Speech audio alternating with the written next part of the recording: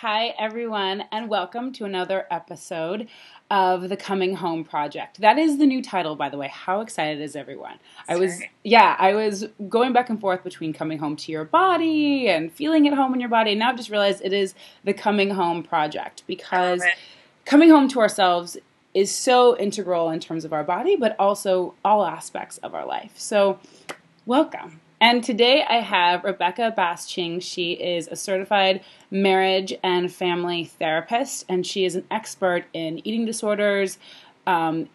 Am I getting that right? EMDR. I always do that. EMDR, trauma, and Brene Brown's shame resilience theory, and a slew of other things. It would be 20 minutes just discussing everything that you're trained in. But I wanted Rebecca here with us today because she has a very unique lens in terms of the food and body conversation that I really, really want to get into. And she also has a very unique perspective on play, which for me, up until, I'm even going to admit it, like 2 years ago, play just was like, I don't have time. I don't have time to play. I got shit to do. So I really want to talk about this because it is such an important piece in terms of how we nourish ourselves. So, Rebecca, let me ask you, we'll just kind of dive right in. What do you find to be kind of the biggest piece where women get led astray when it comes to their food and their body? I think I can think of a couple areas. The first is one I think we're talking a lot in kind of the cultural vernacular, and that is one of comparison. I think it's one thing to go, don't compare, but our brains are hardwired to keep us safe. And so we want to assess the room. And back in the day, we'd assess the room on who's going to kill us.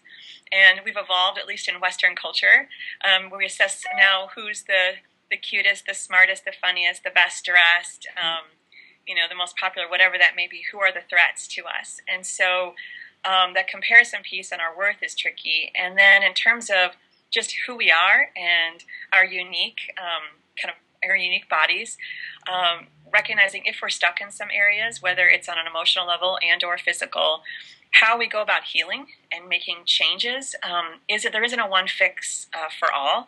I know you know that and you get that, and I know you preach that too. But when you're in pain, you don't want to say, I'm going to be in pain for another couple of years, maybe, Right. It's a bit of a buzzkill, and I definitely don't start therapy off that way. But depending on someone's story, especially depending on their trauma story, if they're really deep in some of their shame narratives, and if they've been under or malnourished for a while, it takes a while. And there's a lot of comparison going on that, I'm not doing this good enough, especially if you're a recovering perfectionist. And it's like, I want to do the best at recovery. Yes. I want to heal. I want to get my stuff all together so then I can then be fine. Excuse me. Yeah. And I think that we want to armor up with just, I'm all right.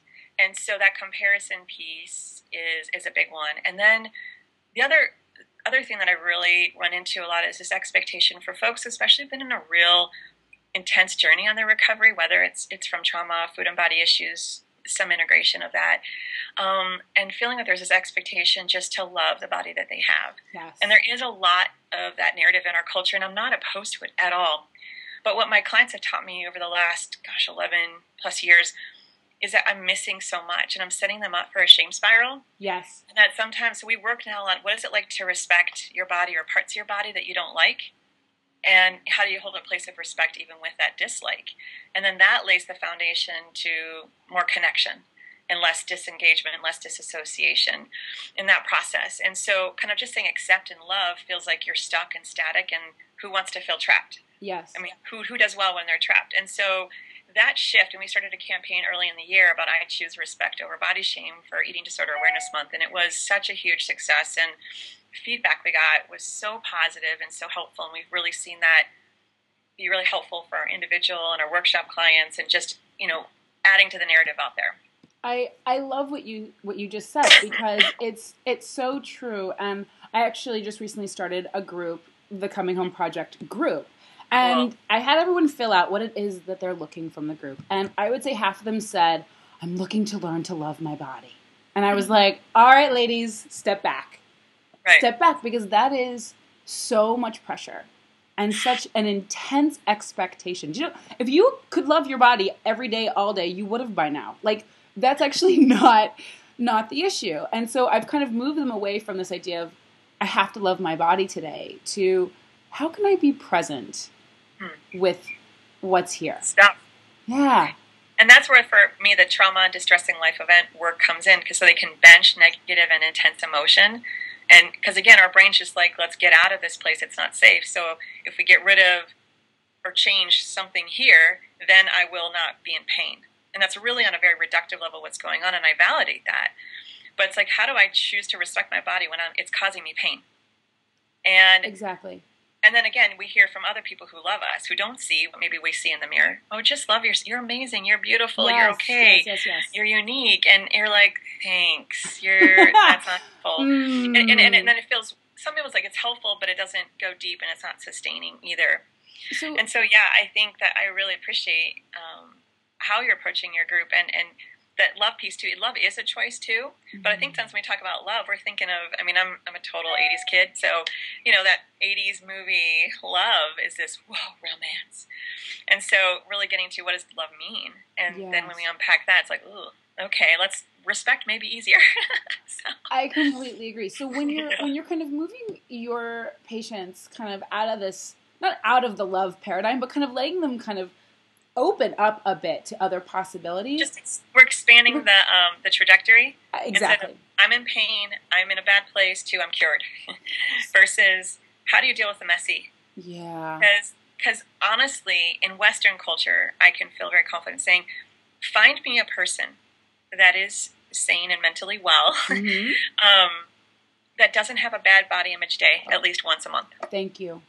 So then the expectation is, oh, I came back to this place, so I'm at ground zero, I failed. So then if we shift to, how do I cope with managing those edges? Because I think the fear is for folks that have been in that dark, dark place, if they just start to shift in that direction, their brain goes, oh, danger, danger, shut it down. And so learning how to tolerate that space. And so it's expanding the dialogue to then just about your body to, how do you handle disappointment and frustration and impatience and comparison and not feeling enough? And so it's not, because then we can just spin on, you're beautiful, no I'm not, you're beautiful, no I'm not, and it's just, you know, it doesn't go anywhere. This is not the issue, right? I tell my clients all the time, you don't have a food issue, you have a feelings issue. We need to get you feeling everything that you're feeling. We need to get under it. You know, it's I mean, so well said. I mean, the challenge is, it's. I always say it's not about food and body stuff, but it is, because you need food to live, and you can't escape your body. Yes. But that's just the surface of it. It's so I try not to disregard the content of it, but I do try and move them on. And my clients are like, "No, I just want to talk about this," and I'm like, "And can we talk about this too?" So it's a shift. It's a big shift. And again, if you think about the narrative in our culture and a lot of the things that are discussed, it's, you know, we spin in this place of, you know, what you should be and what you should look like. So yes, and what you should eat. Exactly, and all that stuff. You said it so perfectly, which is, you know, the food in the body it's not everything, but it is a big part. It is as I tell my clients, it's the entryway. This is how we're going to get in, but then we're going to get under. Because to only look at like, well, what are you eating? And have you exercised today? And what does your wellness look like? It's like, oh my God! Yeah. You can Google the internet and kind of spin and make some crazy making on that. I mean, those are important diagnostics that we check in on, but we can't just stay there, as you said. So yeah. So when you're working with a patient, I know that this is hard because, you know, everyone is different, but when you're moving them towards respect, what's one kind of tool that you give them to move towards respect? I'm laughing because I have a very good personality. Well, I mean, I think the key is I'm thinking of whether it's a family member or a colleague or a coworker or a professor or a teacher. Think of people that are in those groups where, you know, you work in this organization or you're going to the school or you're in your family, and there may not be people you like, but you still treat them with respect. How do you show up? And you don't sit there and if you don't like the teacher, I mean, if you do, that's gross.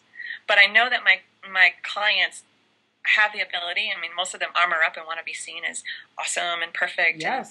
And, I love the question and authority part too. But thinking about a time when you do show up going, I did not like that colleague or that supervisor or that professor, or, oh my gosh, we're going to see Aunt so-and-so or Grandma so-and-so. But how do you show up for you so that you at least treat them with respect? You may distance yourself. You may not hang out with them a lot. But when you interact, what do you do? And they usually go, oh, okay. And that gives them something to grab on. And that's been really helpful for me, just in my own story too. Just like, how do I show up and treat someone with respect? Because that's one of my core values, even if I don't like them. And that calms me down and it keeps me, online in my prefrontal cortex so that I can stay engaged in that process. Does that make sense? Absolutely. And that's a really wonderful way of approaching it, because you're right. There are going to be days where you do not dig your body. Mm-mm. You're just not. And I work with a number of people that their body, they feel betrayed by their body. Very, very betrayed. Whether it's the way that she looks or illness, you feel like your body is betraying you. So how do you show up and engage? And I think, because it's very hard to love something that you feel is betraying you. But you're in a partnership in essence, and sometimes it may, instead of being at war or not engaging at all, that disconnection, disassociation, going, wow, body, I'm really frustrated with you. What do you need? Yes. I'm pissed at you. I'm feeling betrayed, but all right, let's get some water. Let's take a nap. Let's eat a sandwich. Let's not eat alone, or whatever that may be. And it's resigned. So it's like, I have to go to that class. If I don't, I'm going to fail, and I hate that professor, but I need to show up. And so it's kind of accessing that part where there is a season of maybe, for lack of a better, pushing through it, but it's like learning, and in that process helping my clients tolerate that kind of distress, that discomfort, and working on tolerating that and keeping them on. It's not just, if I change this, I'll be here, but wow, you're building up emotional muscle to tolerate the curveballs of life. Yes. And so, Awesome. So in thinking about all of that, and we've hit upon perfectionism, and one of the reasons why I want to talk to you is that your women are my women. They are like crazy doer perfectionists. They are in what I call, they're deeply in the cult of accomplishment. They are going to get it done. And when you are in the space of getting it done, there is no room for play. Play is for children.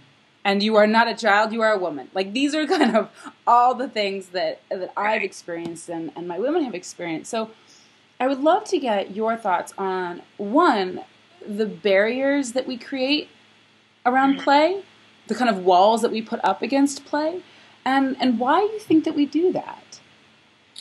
Well, I think it's a really vulnerable issue. And just really, again, that word's been thrown around a lot. So just drawing on Brené's research, that vulnerability is risk, emotional exposure, and uncertainty. And I don't know about you, but I would never sign up for that. But then if I'm vulnerable, if I want to desire love and belonging, then I need to be vulnerable. So I need to sign up for it. And unhealthy perfectionists then want to know how they can get this one result. And if they don't get it, then they want to keep doing it more and better. And so it is that crazy making. And so the sense is our brain saying, if we make sure everyone's happy and everybody sees us a certain way, then I will be safe. And just to really bring it down. But of course, stepping out of that crazy making, it's unattainable. I mean, you can't make everybody happy. I've tried. I would have found a way, and it was impossible.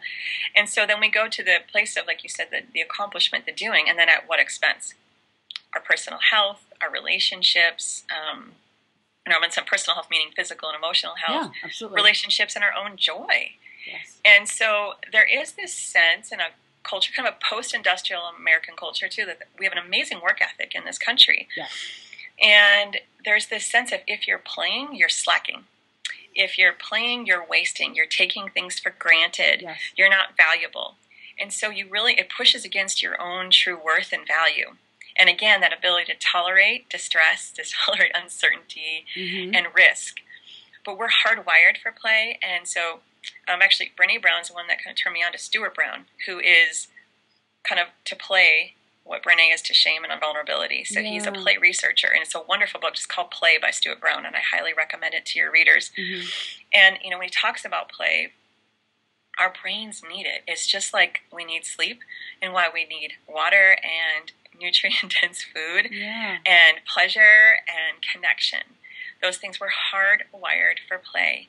And it's the easiest thing to shut down when we're in distress and the most uncomfortable thing to do.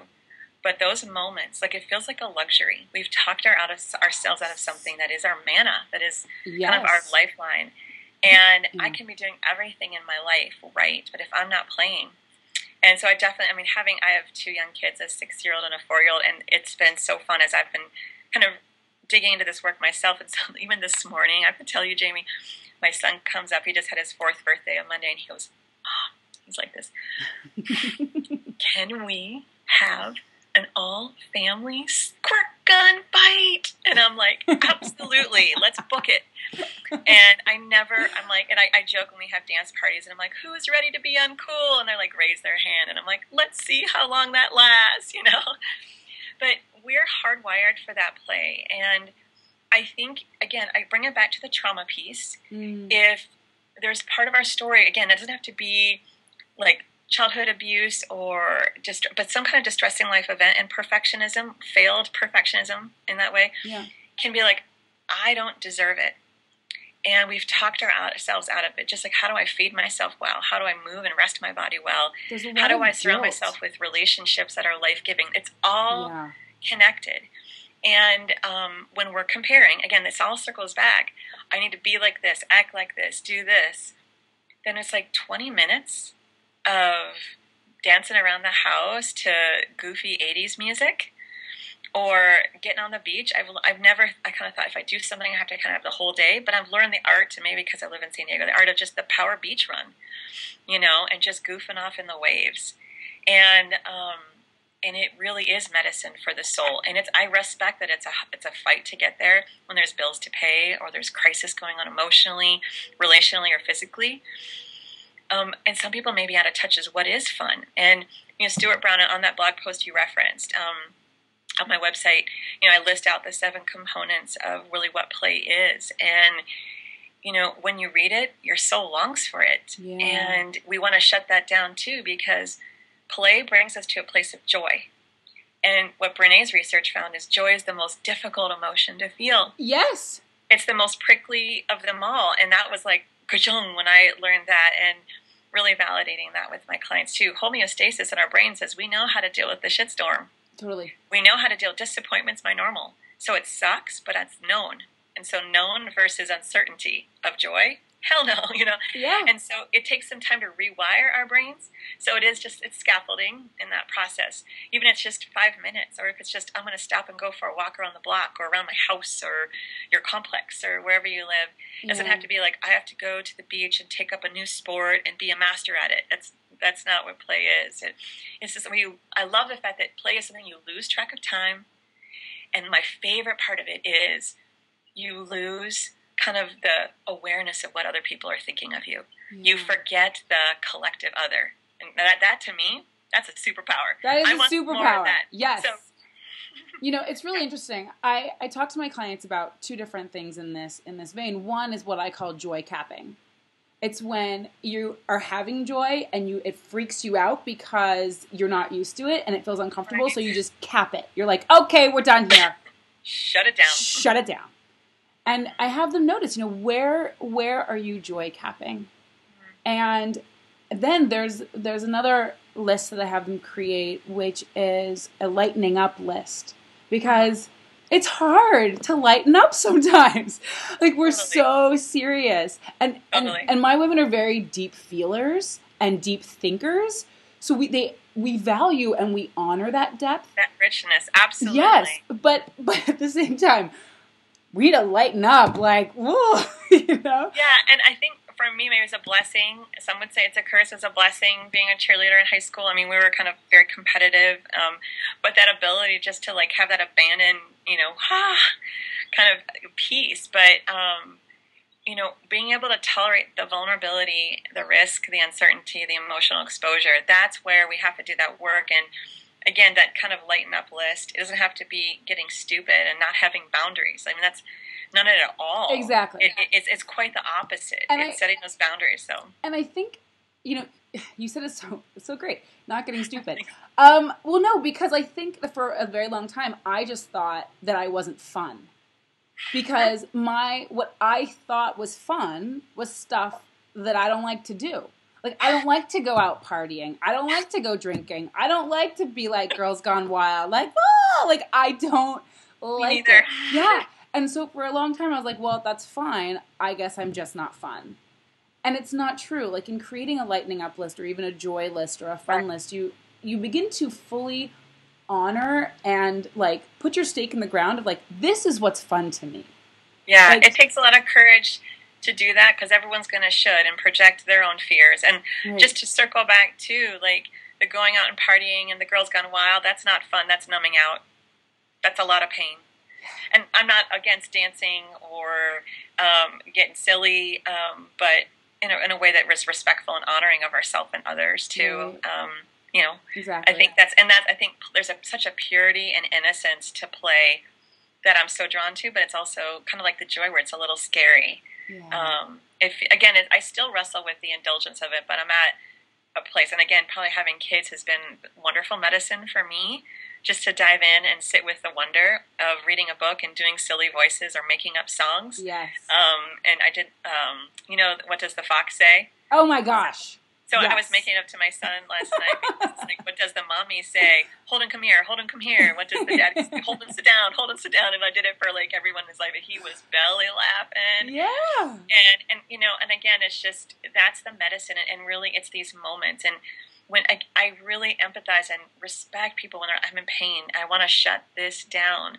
And so it's finding those little things that give you relief and a little bit more sustained relief, so that you can tolerate the journey, the marathon of recovery, of healing. And I mean, frankly, it's just growing up. I mean, right? Yeah. So I completely agree. Well, let me just tell you that this is on my fun list. This is like the most fun ever. Yay. And I just want to thank you, Rebecca, for being here with me today, because we talked about so many things.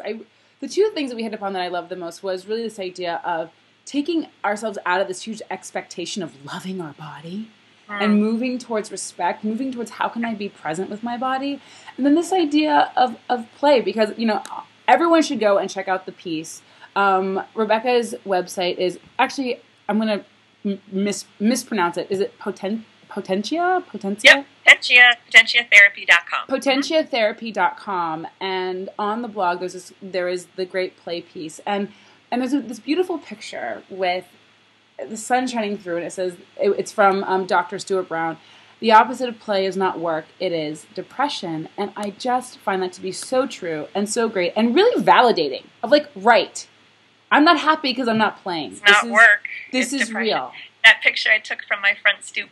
So. Oh, I love it. Well, I know, isn't that cool? Thank you so much. This has been incredible, and I hope that all the viewers were able to get some really great stuff out of it, because I did, and we had a good time. Always. Thank you so much for having me. I really appreciate it, and appreciate everything you're doing. Please keep up the good work. Thank you. Okay. Of course. Thanks. Bye. Bye.